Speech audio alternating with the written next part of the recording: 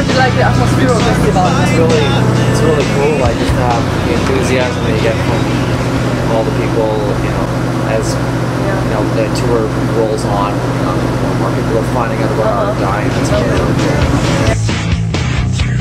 Tell me about the horse. What's the story about this horse? Is it like your horse or the horse? Oh yeah. We were in Houston, and just the way it was a really tight parking lot, and so they couldn't fit our bus into the parking lot where all the other buses were. So they put us in this little kind of side thing behind, just behind where the buses were, and then also they had some police that were patrolling the area on horseback. So they had put the horse. What is it, like a tour mascot for you, like Eddie for Iron Maiden? So you have your own horse traveling with you? No, it's a good idea though. Sure. You're right. Yeah. But the college closed. Tomorrow's UK, right. The first one, like it's kind of huge. So did you have a chance to visit other European countries? No, I really wish we could get out there. We really want to get there. It's super. No plans for it right now because the record's just being concentrated in North America right now. Right. The whole, promoting the record right now. And we hope to bring it to the world in Europe and Australia and Japan, all that kind of stuff soon. But right now we're just concentrating on America.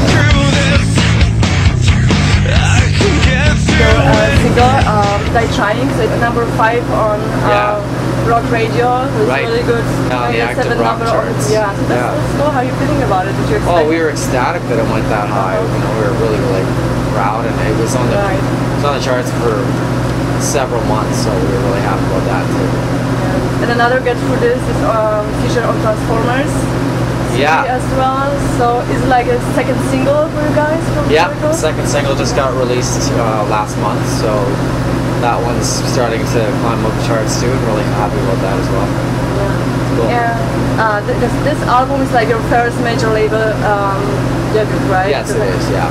All the things started with the Starboard guys, Dan and David. I know these guys like to do surprise. So with you, I know you didn't. It was kind of surprised that they were going to sign you in their record. Right. So what was the situation? They told you about it, and like because you didn't expect it. How was it? Yeah, we didn't. They offered us to do a tour here in the U.S. 13 shows a couple of years ago, and we said, yeah, it's a great opportunity for us to go on a tour to Europe and get exposed to a bunch of people in America. And we didn't know at the time that they had their own label. Right. And they were checking us every night to see if we were suitable for their label. Yeah, and you invited other labels as well for the show? Yeah, we invited other labels to come check it out because we were trying to use it to our advantage. We didn't know that that they were actually checking it out too for their own label, and then it got revealed to us later on that they were like, well, they have their record or their record company, and then they flew us out here to Chicago, where they're all from. Took us out for dinner and said, we want to offer you guys a record deal, and we were just like really taken away, like blown away. We're just like, really, holy. So did you celebrate it somehow after you learned that you're in it? Yeah, well, we were celebrating as they told us. Like they took us out for this really great sushi dinner, and so they got up and announced it, and then we all had some champagne and clinked our glasses, and it was awesome. Yeah. And right after you got signed, you started to work on the album. You worked with Jan, and you worked with the Grammy-nominated producer. Yeah, so was the first time you had a chance to work with Jan? With these guys? Yeah. Yeah. It was the first time. We'd known about Howard Benson. Had really liked a lot of the records he'd worked on with like 3 Days Grace and Cedar and those kind of records. And we just chose him, and our label decided that he would be suitable too, and then we just made it happen. So it was really cool.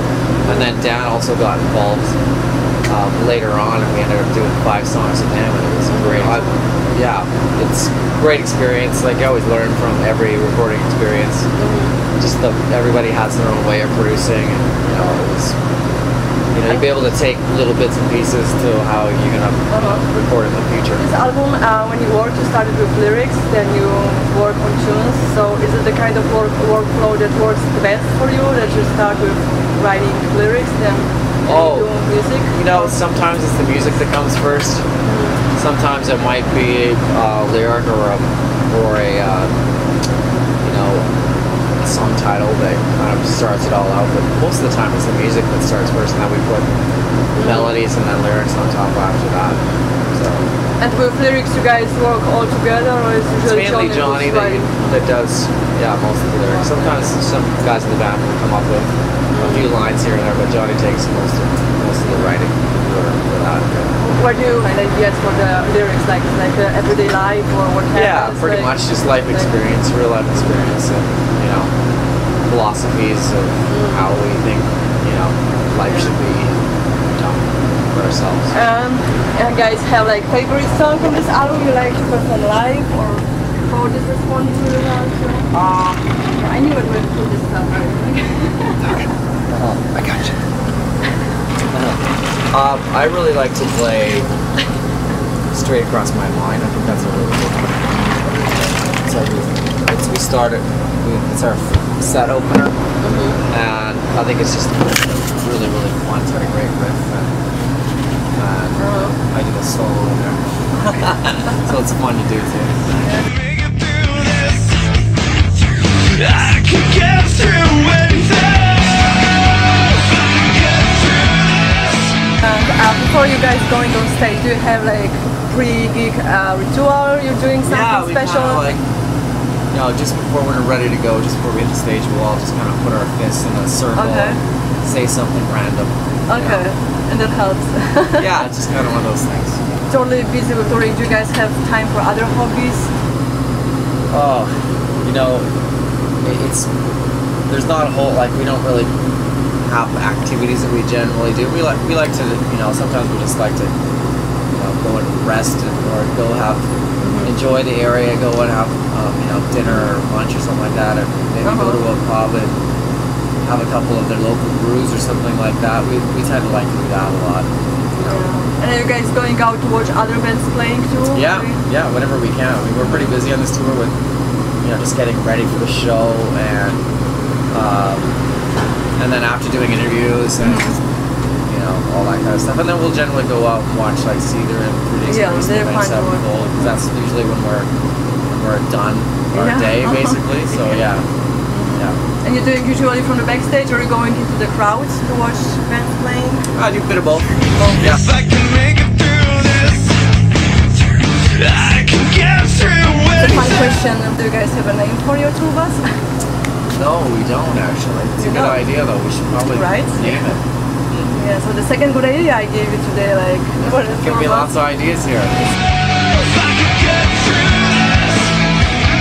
The last question, then you're Uproar, then you guys heading to Las Vegas for 38 hours festival. 48 hours, yeah. What next? What are the plans after that? We're just waiting to find out. There's a tour that's being planned right now. Shortly after that, we just haven't got the dates yet, so I know that there is one show booked in El Paso with Chevelle and Adelaide's Way. Oh, okay. So that one's happening on October 29th. And then I believe that'll be the beginning of the next tour that starts, probably goes out right through November, most likely. So, yeah.